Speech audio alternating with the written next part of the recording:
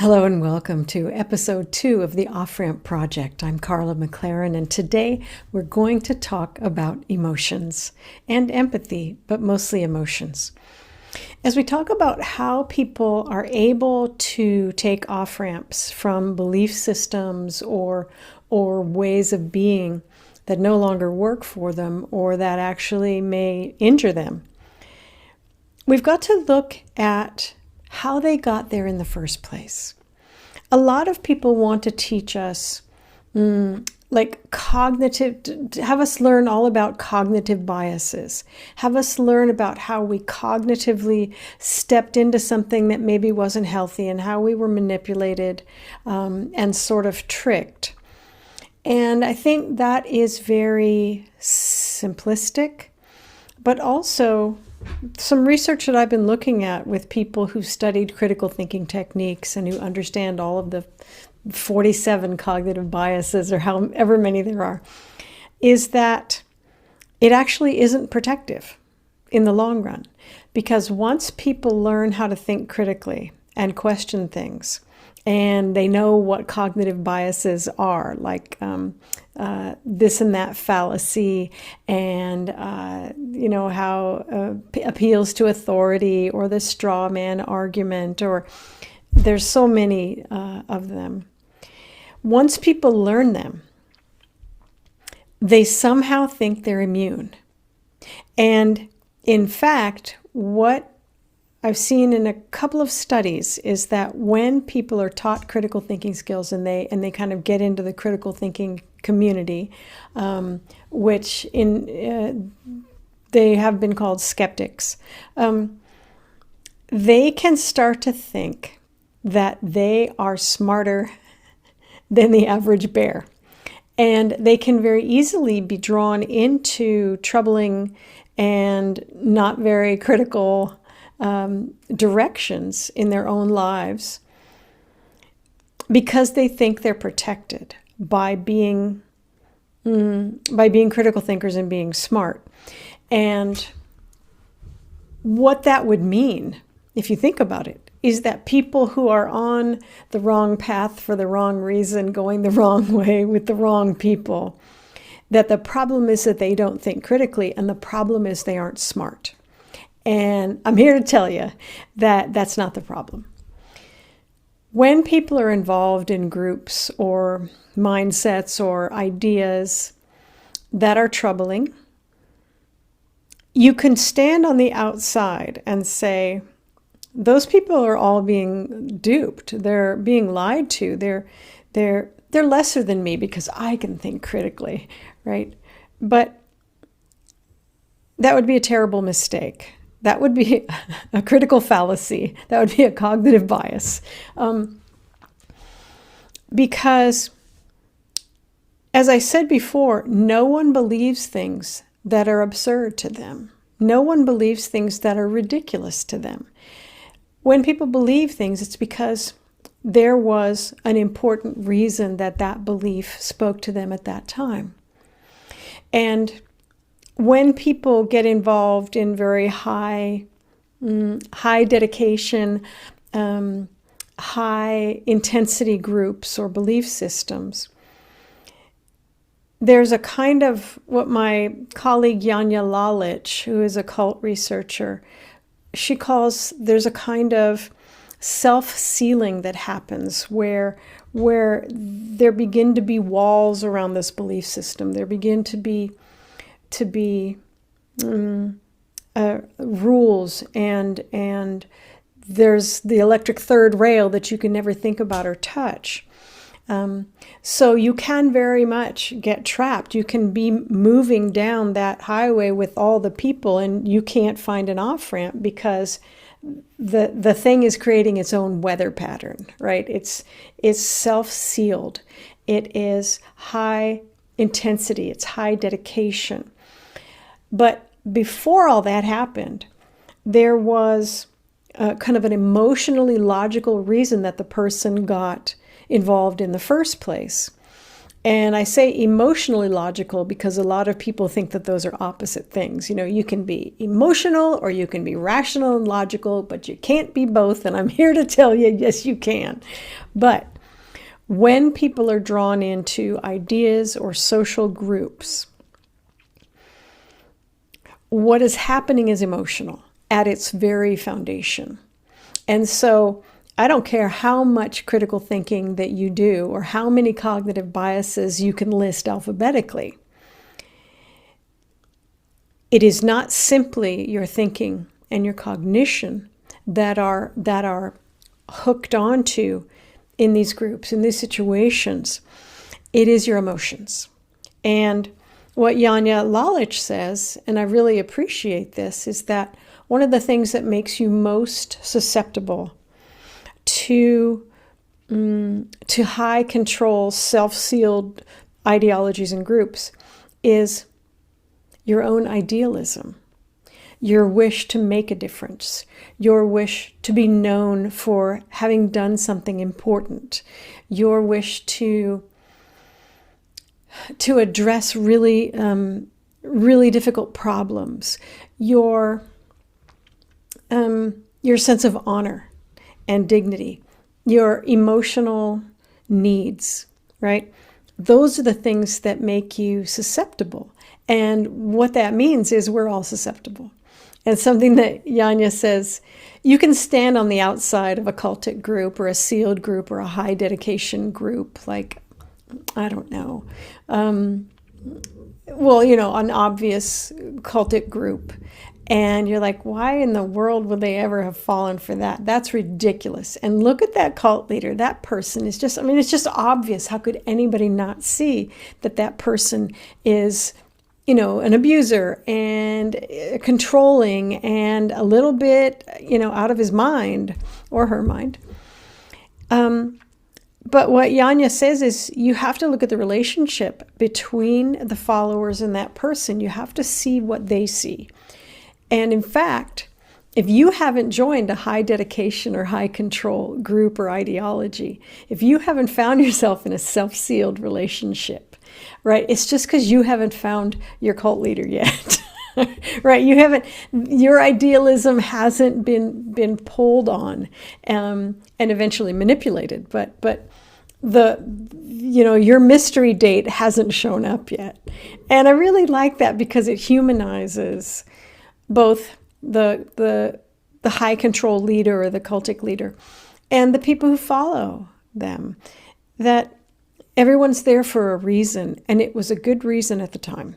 Unless, I want to say this, unless they were born into it, and then we're talking about, people who never chose and who never should have had it chosen for them.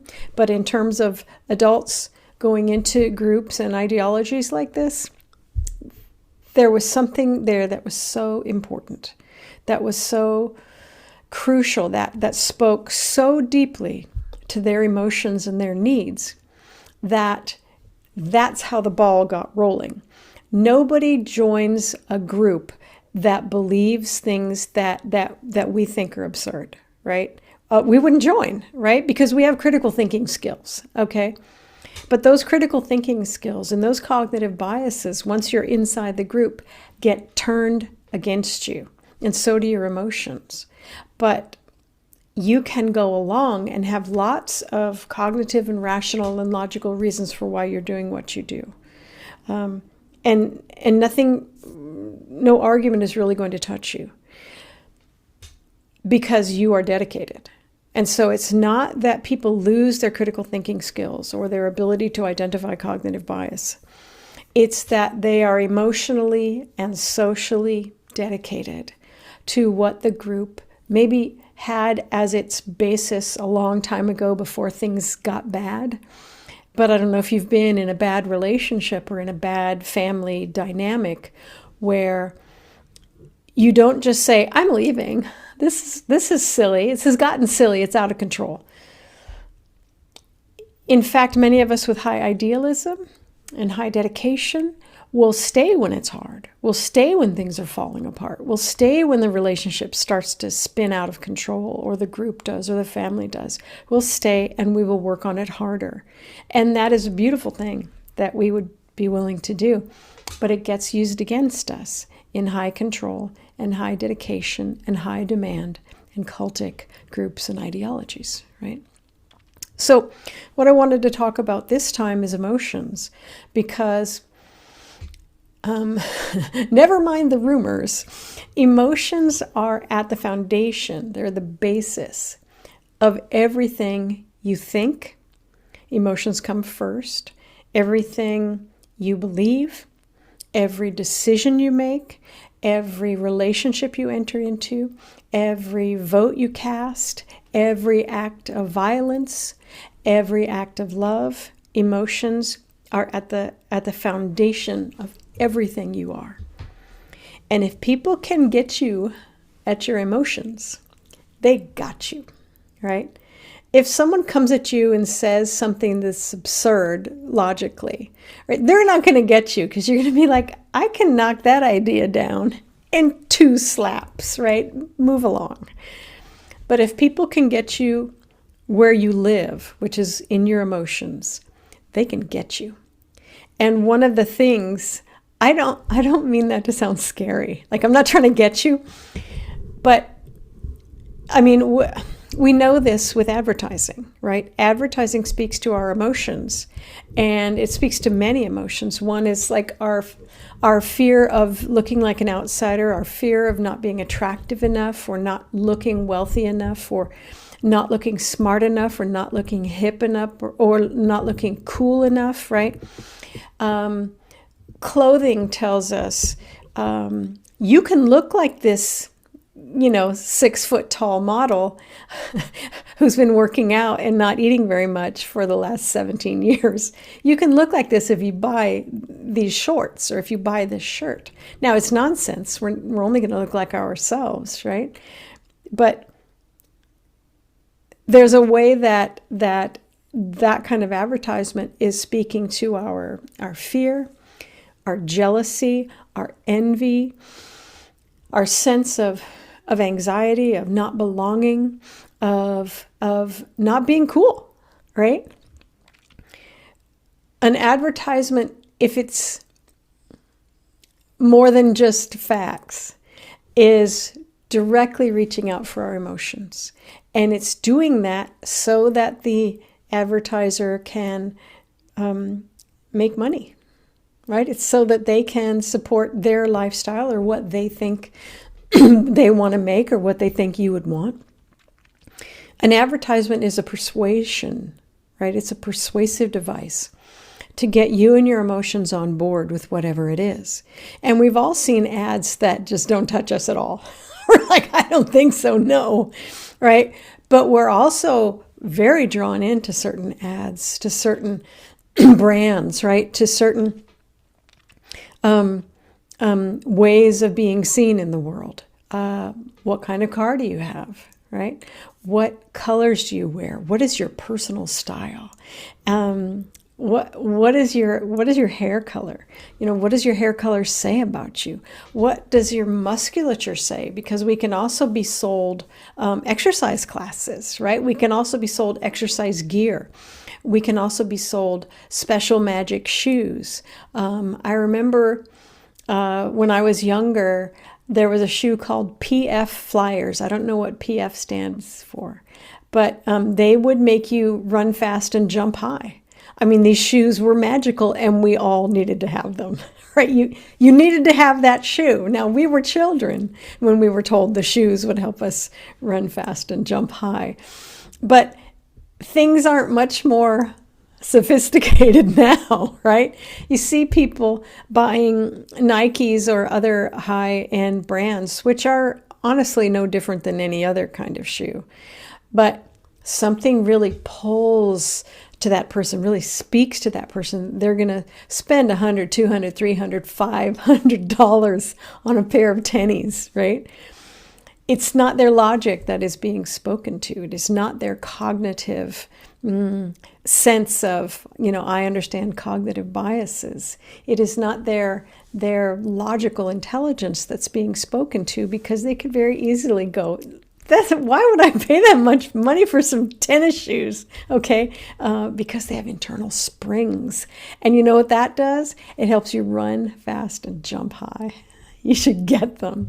Let's all get them, right? I wrote a book called The Language of Emotions. It is big because most of us aren't taught the language of emotions at all in any way.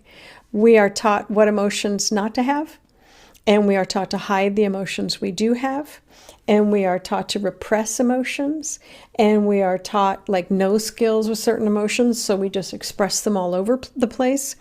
We're taught to fear emotions, to hate them, to avoid them, to abuse them and try to have them all the time. We aren't taught the language of emotions.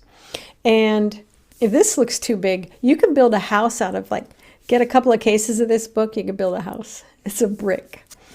But I think last year wrote a slender book that is a workbook for the language of emotions. So you can learn a lot of the stuff in the bigger book, but it won't be so onerous. It won't be such a reading adventure.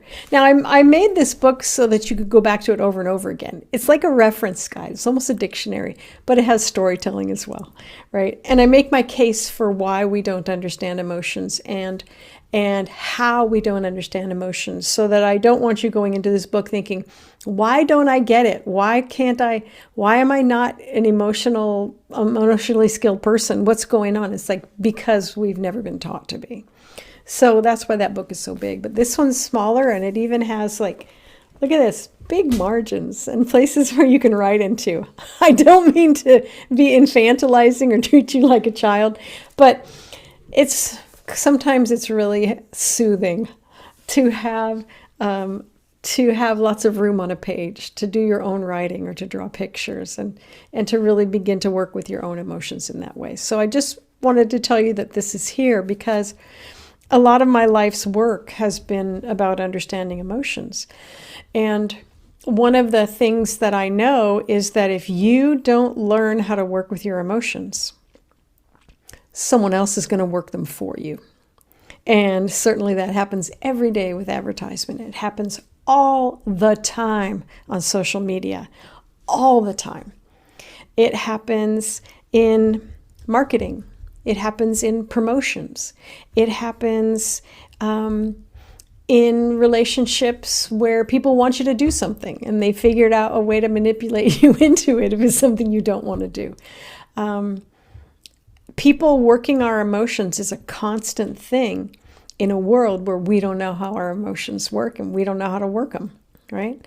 So these books are about emotions, but I also call them a freedom school because they help you become fluent in the language that people use when they want to manipulate you, when they want to get you to do something, when they want to get underneath your logical skills and underneath your understanding of cognitive bias and present an argument to you that you cannot refute because it gets you in the feels, right? And that is not always evil. Often it's self-serving, right? Advertising is self-serving. It wants you to buy some stuff so that, as the advertiser, so that I can buy Nikes, right? So that I can buy a fabulous new car. It's like a circle game, yeah? Now, you can have advertisements and marketing that don't attempt to manipulate you. They just present, this is what we're selling, and if you'd like it, come on down, right? This is what we have this weekend. I like those kind of ads, but I also like really funny ads. I wrote ads. I was the promotions director and also a newscaster at a small radio station. I also wrote all the ads. And when I was asked to do the ad writing, I don't think I'd ever done it before. No, I hadn't. But that wasn't important because I was a good writer in other ways. But I told the general manager of the radio station, I said, I will do that. And I was only in my 20s. But I said, I will never write an ad that tells people that they're not okay, or that unless they buy this thing, they will continue not to be okay. It's like, I won't manipulate people emotionally like that. This was really before I wrote The Language of Emotions. But I knew that I didn't want to be in that place of manipulating and shaming people and making them feel like they weren't going to be okay because they didn't have, the new tennis shoes. And he said, okay. And I ended up writing comedy ads and ads for tractors. It was a rural community. I wrote ads for restaurants where the main character was a superhero flying pig who would fly into other restaurants and save people from whatever they were eating. I mean, I just had so much fun and never once manipulated people. And what was interesting is the first ad I wrote, which was a superhero flying pig, won me the Addy Award in Northern California. The Addy Award is like the Emmy Awards for advertisements. And I love that the people who were giving out the ads saw what I was doing and gave me an award for it. So people who've been writing ads for a long time probably are sick and tired of manipulating people emotionally too. I also voiced this superhero flying pig, and she was from Tennessee. Hi. I also sped her up a little bit so she had a high voice, but I still sometimes speak. She was Wilma, the flying pig. And she was from Tennessee because they have such good food there, okay? So there are ways to advertise things. There are ways to put books out into the world. There are ways to put products out into the world. There are ways to tell people about what you're selling that don't require you to jack them up, fill them with FOMO, which is fear of missing out, that don't promise them something free, but that actually isn't free at all. If you say, here's a free gift for you, now give me your email address. I'm like, you don't get my email you don't know where I live. You don't know my address. You're not my mother. Keep your damn PDF. Like, I don't need it. But obviously I am one of the very few people who thinks that, because that trick works, to tell people, here's a free PDF. All we need is your contact, which we will abuse in many ways, right? So there are ways to do advertising. There's ways to tell people about what you do and what you can sell that don't manipulate people, that don't tag into people's fears and anxieties and wishes to be someone that they're not, right? There are ways to be ethical and moral as an advertiser, as a producer of things. But in many cases, people don't learn that. They don't know that.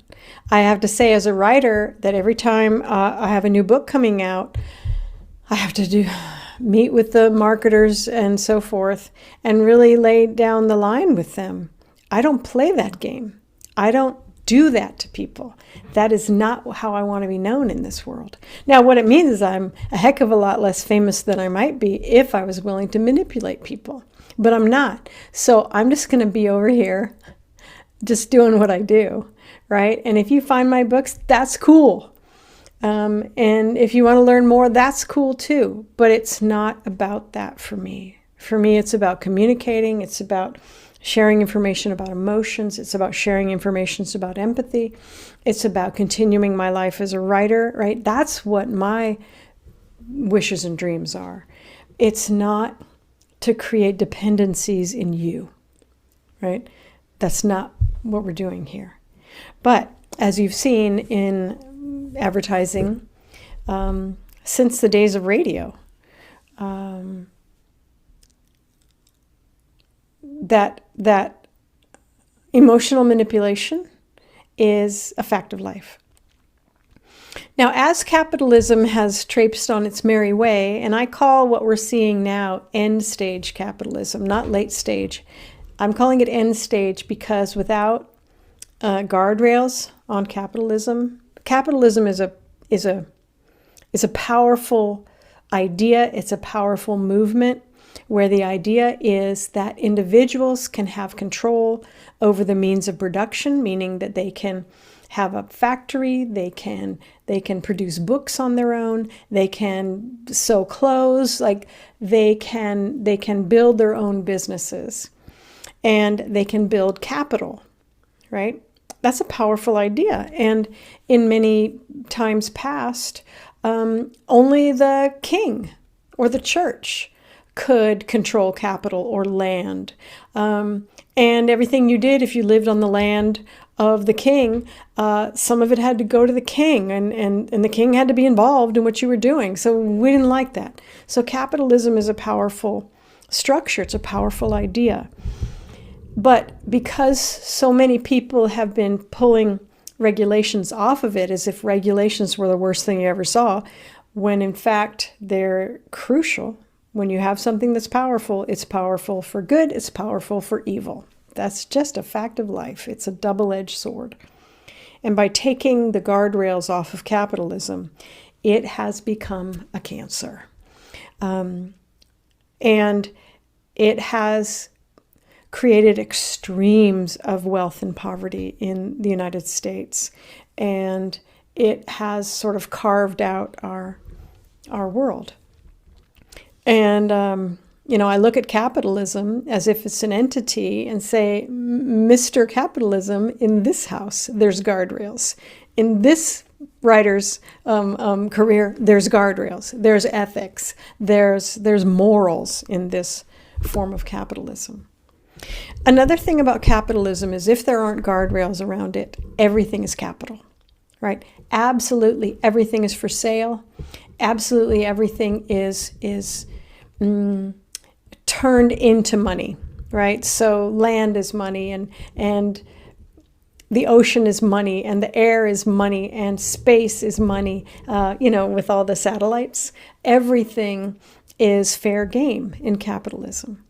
And as we've used up many of our natural resources or offshored it, again, with capitalism, if people want a living wage and you can't make enough money as the capitalist, then you're going to move offshore and work people for 30 cents a day, right? So that's what I mean about the cancerous nature of capitalism. Without guardrails, it will grow like a cancer and eventually kill the host. And I'm not interested in that kind of a death. So in my house, capitalism has to behave itself. But what happens when you've used up everything is now we've got the attention economy. And the attention economy is social media.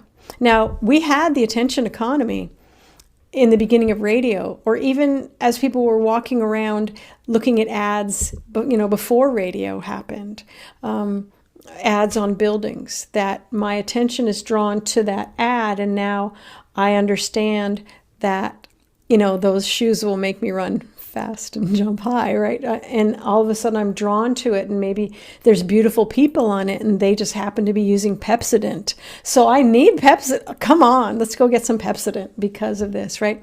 So my attention is drawn. On the radio, there were the ads that were drawing our attention. As I got into radio in the 1980s, 90s, they were measuring how long people were listening and how many ads they could get in. And I can't remember the name of that. If you're in radio, you know what I'm talking about. But your ratings and your ability to charge advertisers to be on your radio stations were based on how much time people were paying attention, right? So they were already monetizing my ears at that time. And now with social media, my friend Jennifer Nate from Canada said this: when a site is free, you are the product, right? So Facebook seems to be free, and Instagram and TikTok and name them all, right? LinkedIn, etc., etc. When they're free, your eyes and your attention are the product. And Facebook makes money on how long our attention is caught up in what they're doing.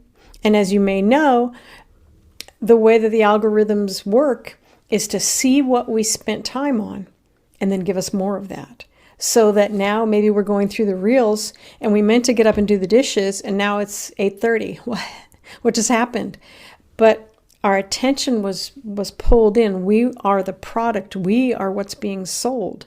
And every time we post on Facebook or Instagram or YouTube or anything like that, we are now, they call us content creators, right? But what we are is cogs in the machine of the attention economy, right? And sometimes we make money on other people's attention, right? So the attention economy is, we're monetizing human brains and human emotions. And we're trying to do as much as we can to get people to clap their eyes on things for as long as they can. That's how the money is made. That's how these free sites make the money. They make it off of us. Yeah. And so what you may have seen in your own social media posting history is that you may have begun, without kind of knowing it, you may have begun to post in such a way that you're capturing the attention of your friends and family. Or if you're on social media as a, to market yourself, you may have noticed that, oh, this post had more likes than this one, so I'm going to do more of that, right? And so you are being manipulated by the likes to start to present yourself in a certain way. And what I've seen with a lot of young Instagram people is they will kind of blow up.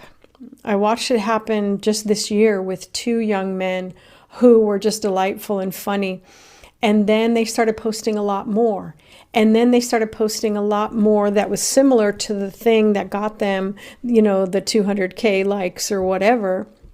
And what I saw is these beautiful, creative men were being manipulated by the algorithms and by the likes and by the attention economy to be this kind of an artist or this kind of a comedian. And both of them had to slow down their posting because they got very, emotionally destabilized. I watched them happening to both of them. And one had to take a break. The other had to stop all comments because people were being absolute jerks, right? They had been drawn to this content that these men had created. And then they thought, they would be funny and get likes or hates for themselves because all they knew was, look at me, look at me, look at me, look at me. And when I am a jerk in my posting, people really look at me, right? I'm so smart. I'm so whatever. So I'm really watching people as when they kind of go up and peak on social media. I was like, this isn't going to end well because this is too much input for a sensitive artist or a comedian. It's too much input. Some people handle it very well. Some people figured out a way to do it. They may have support behind them. But these individual creators who are kind of in their backyard or something, or in their front room, doing these brilliant things, eventually it becomes formulaic and it becomes emotionally manipulative of them and their audience. It becomes kind of bigger than life, and the person burns out, right? And the people who were following them don't learn that lesson. They just go to the next one, right? They just go to the next one. So understanding your emotions is so important. And one of the really great ways to try if you're on social media is watch and see what emotions people are trying to make you feel or not feel. What is the emotional tone of the advertisements that you see and of the memes that go through social media? And the people who are trying to create a following, what emotion are they trying to get you to feel in order to place your attention on what they're doing, right? So that, somebody's counting off. 10 seconds she was watching you. 15, 25, 35, we're going to give you some money, right? Watch what the emotional tone is that you hook into, and start to explain it to yourself. Maybe start keeping a notebook or a journal of what emotion is that ad trying to make me feel, what emotions are being evoked, what emotions is the content creator displaying to me in order to get me to engage, right? Watch the emotional manipulation and begin to track it. Begin to track what's happening to your emotions in ads, in marketing, in any kind of social media you're on, or watch your own posting behavior. What emotions are you trying to get people to feel? Are you doing outrage posts? Are you doing frustration posts? Are you wanting support in the way that you see the world? Are you trying to gather people together to feel more outrage? Are you trying to, just post puppies because you don't want to get into it with anybody, but puppies are great. What are you doing emotionally in your own posting, in your own content creation, in the posting that comes into you, in the content that comes into you, in the time you're spending on social media? Because if the site is free, you are the product.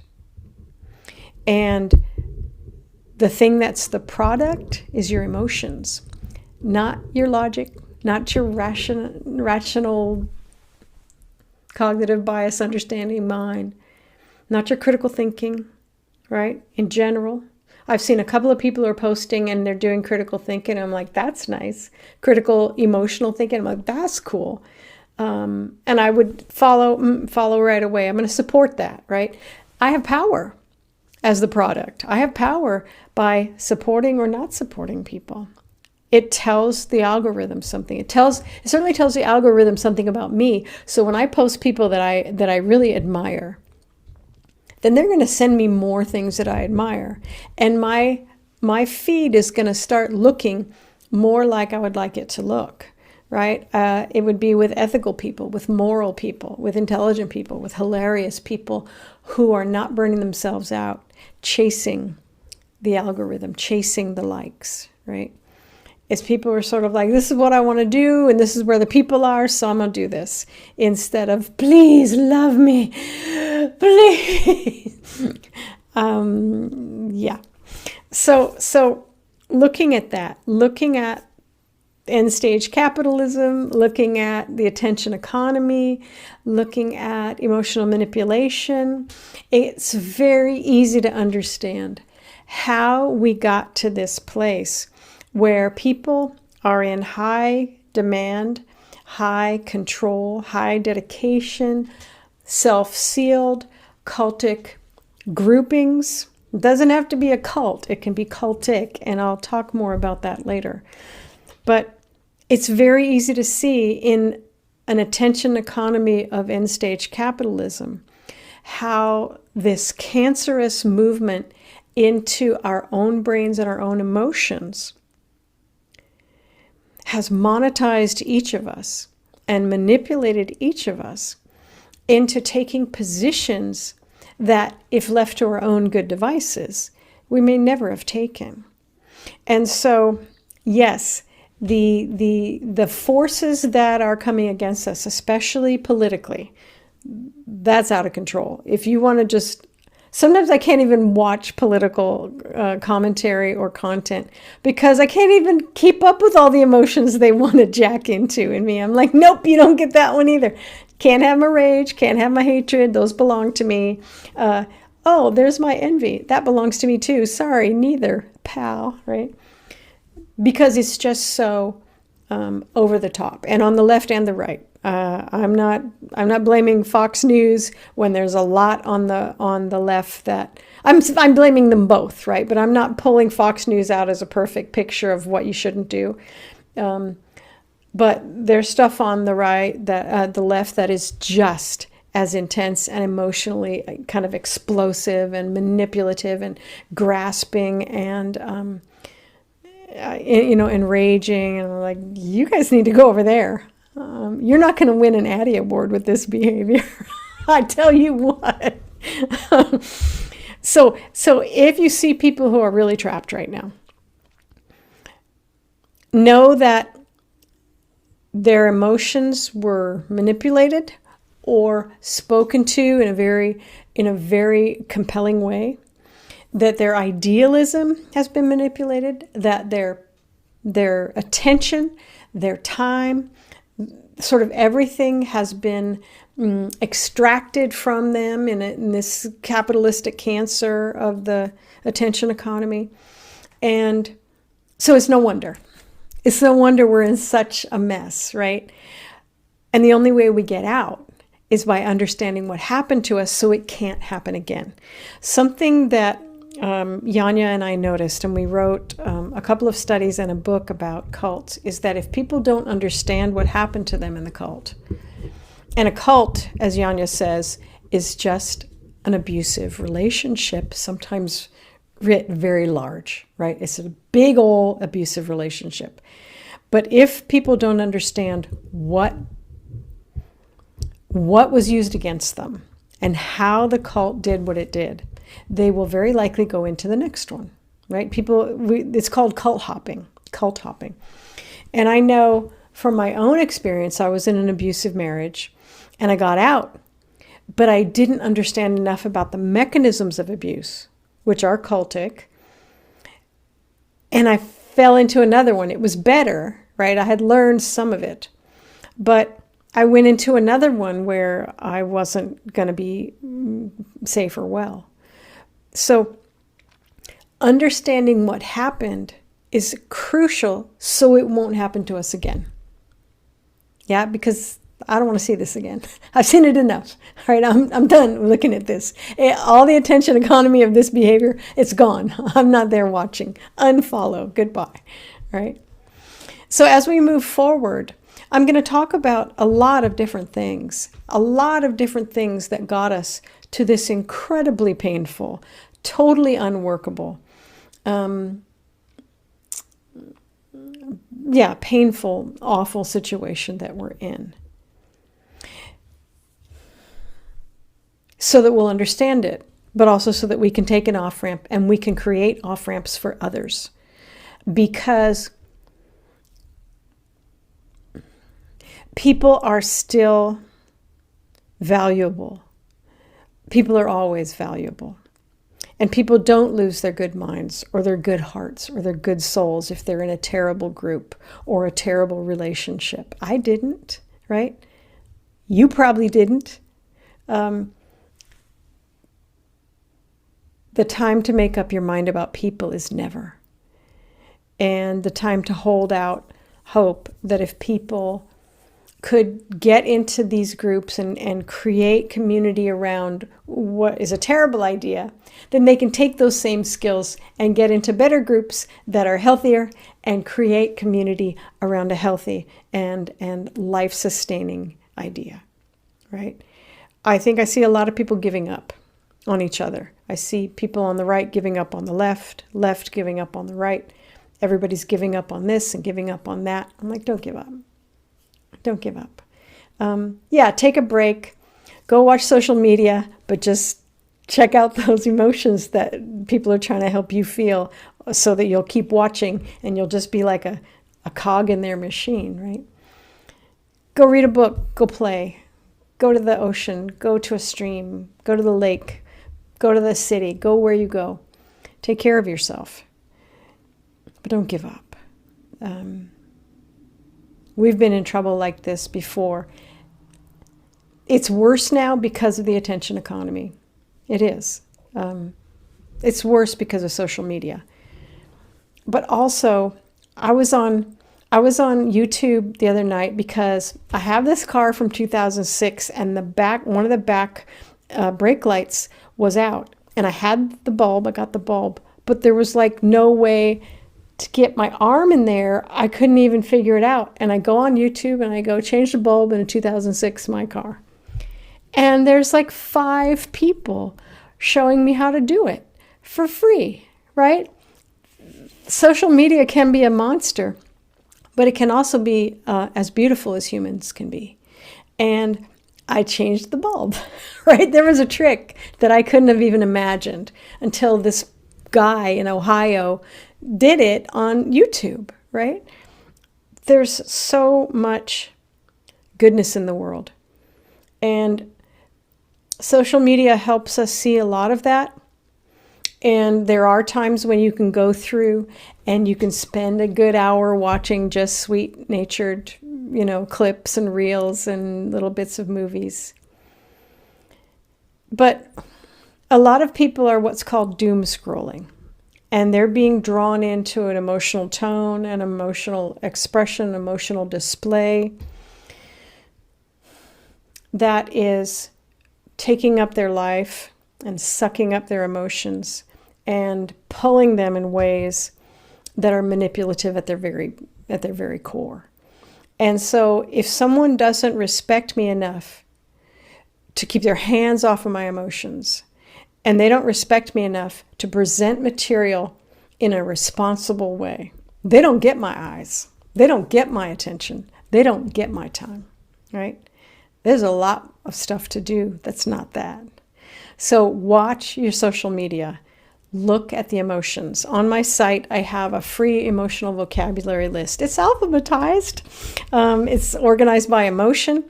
And see what emotions are being pulled out of you. It's free for real. It's not internet free. It's like, go get it.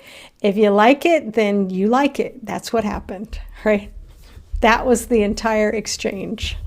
But see if you can identify when you're doom scrolling or when you're just being drawn in. What emotions are being manipulated in you? What emotions are being expected? What emotions are being displayed? It's always emotions. It's always emotions. They are the basis of everything. And when you can learn how to work your own emotions, you're going to have more freedom than you ever imagined existed, because there will be someone inside making decisions and knowing what's happening in this very powerful area of capitalized attention economy. And then you can take an off-ramp. You can make an off-ramp yourself from doom scrolling or whatever, just, wasting your life on the internet. Thank you for being willing to be a part of this. I can't make any promises. That would be manipulative. But I can say that I'm glad to be on this journey. I've been reading about this and studying this for the last 22 years. And I'm so glad to be able to share this information because it's made my life infinitely better. And it's helped me to support other people in getting out of really, really bad situations. Not by being swooping in like Wilma, the flying pig, and saving them, but giving them information so they can save themselves, right? We can take off-ramps. We can make off-ramps. And we can put guardrails on the attention economy so that it serves us instead of us continually serving it and its ridiculous AI needs. Yeah. Thank you so much.